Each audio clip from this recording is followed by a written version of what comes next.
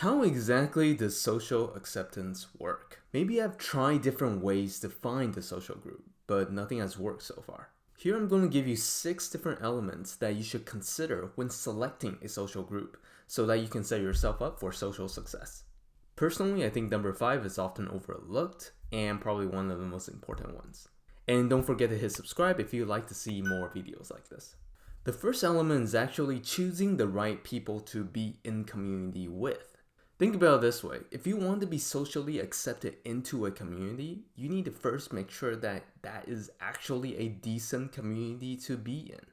If a group is full of toxic people, it doesn't matter how amazing or how talented, how popular they are, you are going to have a bad experience no matter what you do because they're not going to treat people well.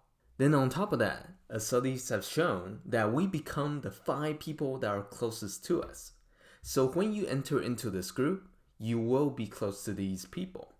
So do you actually want to become like these individuals? These people, do they make fun of other people? Do they have respect for other people? Do they obey the laws? Do they actually care about their own future? These are questions that you need to ask. Having the right people around you could literally change your life. I mean, just think back of an experience you had with a teacher, good or bad, and how that teacher has really affected your life right now. The lessons that that teacher has given you. Good amount, right?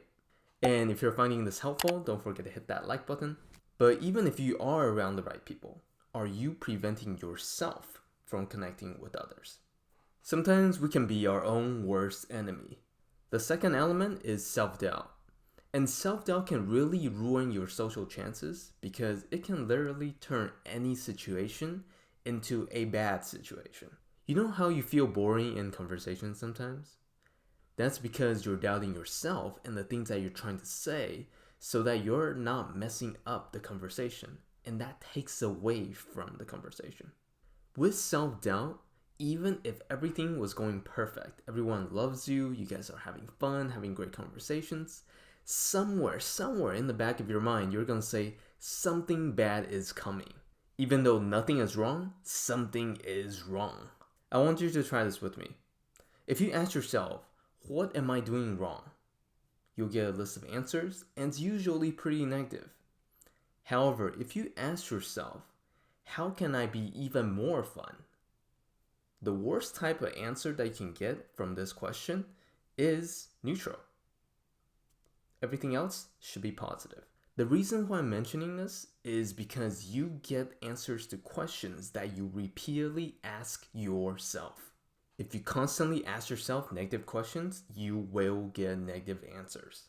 To succeed socially, you have to change the internal question that you are asking yourself so that you are not stopping yourself. Or in the long run, you will subconsciously move yourself away from other people of the fear that you will eventually ruin what you have. But there's another factor that is just as subtle as this one, and that element is social pressure. Social pressure is the pressure that comes from just being around other people. When you feel people's gaze, energy, talking pace, expectations, those are all pressure. If you want to be part of a social group, then you have to learn to handle that pressure. When you're just starting out, you might feel like just the mere presence of people around you would put that pressure on you. They don't even have to do anything.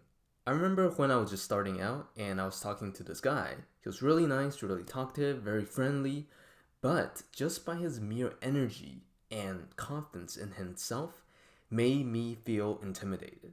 And as a result, I talked very little and didn't engage with him at all. That is social pressure. And this also changes with different situations, like workplace, social gatherings, parties. These are all situations that will create a different type of pressure on you. Learning to handle a variety of social pressures allows you to be yourself in different social situations. But now let's talk about the central idea for any community. And that element is interest. Interest plays a huge part in finding a community because in any community, we bond over common things. Every community has a central focus. This can be cycling, gardening, cooking, running, art, any community. they all have an interest that everyone is centered and revolving themselves around. If you want to join a group, you will have to adopt that same common interest, or else you'll be in that group but feel very left out because you do not share that common bond. I made another more in-depth video on this topic. You can check it out if you want to, especially if you feel like your interests don't align with other people. But now let's talk about what I think is one of the most critical elements of this whole thing. And that element is independence. Independence is your ability to be yourself apart from other people. This part is really critical because people like to talk to people, not someone that just echoes everything that they say. Speaking up for yourself, having your own opinions, goals, interests, and life apart from everyone else, that is what makes you a unique and interesting individual. When you stop needing people in your life, that is when you stop appearing needy to others. This is really the difference between staring at your phone and hoping that someone will text you versus you already living and loving your life and having other people join you in that. So in terms of independence, you want to strive towards not just building a community life only, but having both a personal and a community life. Also, the more independent you become, the more naturally confident you will be around other people. And now on to our last factor, which we should definitely not forget, which is social skills. Social skill is basically the rules of engagement for talking to people.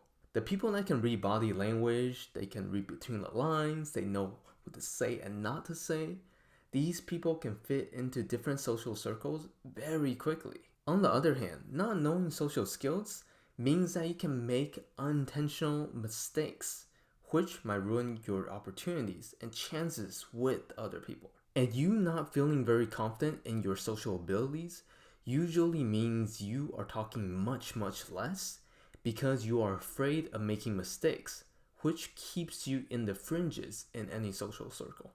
Understanding social skills is so important because it gives you the confidence to go into any conversations and know exactly what is going on and feel good about talking. And this comes down to the most important lesson here, which is information reduces doubt. The more you understand, the less you have to doubt yourself. And here that means worrying less and talking more. And here, if you are feeling like you're running out of things to say in conversations, I do have something free for you in the descriptions. If you could drastically reduce the doubt of what you're saying when you're talking to someone, wouldn't that be pretty good? And that is the biggest benefit that social skills can give you. If you want more videos on social skills, you can feel free to check out the rest of my channel. However, if you feel like any of these elements seem too just overwhelming, remember two things. One is everything is learnable. And second is, as long as you're alive, it's never too late. And honestly, it's very easy for people to be like, you know what, I'm already too far behind everyone else. There's no way that I'll be able to catch up. So I'm not even going to try anymore. But what I'm going to say to that is don't ever give up. Because right now, as long as you're at time, you're alive, you can start right now, start anywhere, and be able to develop progress, to be able to do the things that you want to do. So that's me, my name is Augustus, and I make videos on social skills. And if you have found this helpful, don't forget to hit that like button or subscribe, and I would love to talk to you next time.